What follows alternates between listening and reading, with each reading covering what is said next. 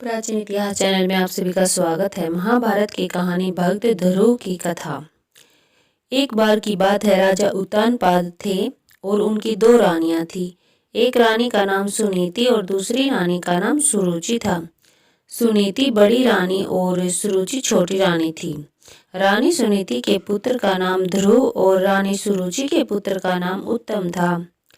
राजा उत्तानपाद का रुझान छोटी रानी सुरुचि की तरफ ज्यादा था, क्योंकि वो दिखने में काफी सुंदर थी, लेकिन रानी सुरुचि अपनी सुंदरता पर काफी घमंड करती थी। वहीं बड़ी रानी सुनीति का स्वभाव सुरुचि से बिल्कुल अलग था। रानी सुनीति काफी शांत और समझदार स्वभाव की थी। राजा का सुरुचि की तरफ अधिक प्रेम देखते हुए रानी सुनीति दुखी रहती थी, इसलिए वह अपना ज्यादा से ज्यादा वक्त भगवान की पूजा अर्चना करते हुए बिताती थी। एक दिन सुनीति के पुत्र ध्रुव अचानक अपने पिता राजा उत्तानपाद की गोद में जाकर बैठ गई।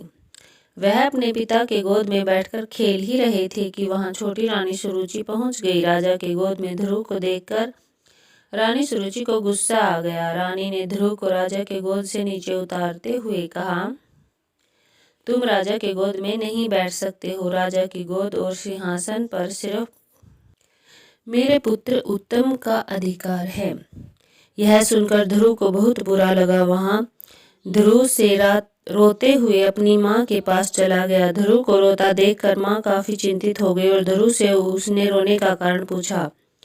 ध्रुव ने रोते हुए सारी बात बताई। ध्रुव की बात सुनकर माँ की आंखों में भी आंसू आ गए। ध्रुव को चुप कराते हुए सुनीति ने कहा, भगवान की आराधना में बहुत शक्ति है। अगर सच्चे मन से आराधना की जाए तो भगवान से तुम्हें पिता की गोद और सिंहासन दोनों मिल सकते हैं।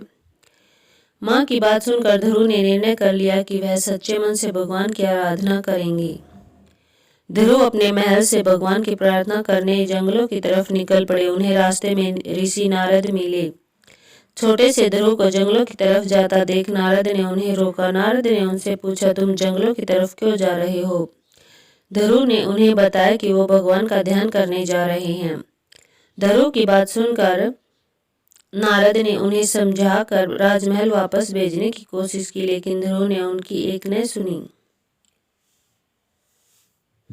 ध्रुव के निर्णय के कारण नारद ने ध्रुव को ओम नमो भगवते वासुदेवाय मंत्र का जाप करने को कहा।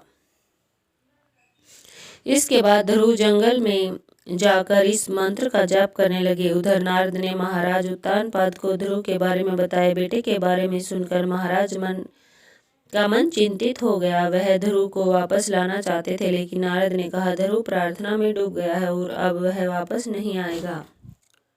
उधर ध्रुव कठोर तपस्या में लग रहे थे। कई दिन और महीने गुजर गए, लेकिन ध्रुव प्रार्थना करते रहे। इस बीच ध्रुव की भक्ति से प्रसन्न होकर भगवान हरि ध्रुव के सामने प्रकट हुए। भगवान हरि ने ध्रुव को वरदान देते हुए कहा, तुम्हारी तपस्या से हम बहुत प्रसन्न हैं। तुम्हें राज सुख मिलेगा, साथ ही तुम्हारा नाम और तुम्हारी भक्ति हमेशा के लिए जानी जाएगी। यह कहकर भगवान ने ध्रुव को राजमहल की तरफ भेज दिया।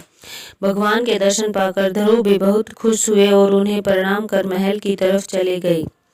बेटे को महल वापस आते देख राजा खुश हो गए और उनको अपना पूरा राज्य सौंप दिया। भगवान हरि के वरदान से ध्रुव भक्त का नाम अमर हो गया और आज भी उन्हें आसमान में सबसे ज्यादा चमकने वाले तारे ध्रुव तारे के नाम से याद किया जाता है। कहानी से सीख। इस कहानी से यही सीख मिलती है कि अगर धैर्य और सच्चे मन से कोई प्रार्थना करे तो उसकी इच्छा जरूर पूरी होती है। तो ऐसी अच्छी अच्छी कहानियों के लिए हमारे चैनल को लाइक, शेयर और सब्सक्राइब जरूर करें। धन्यवाद।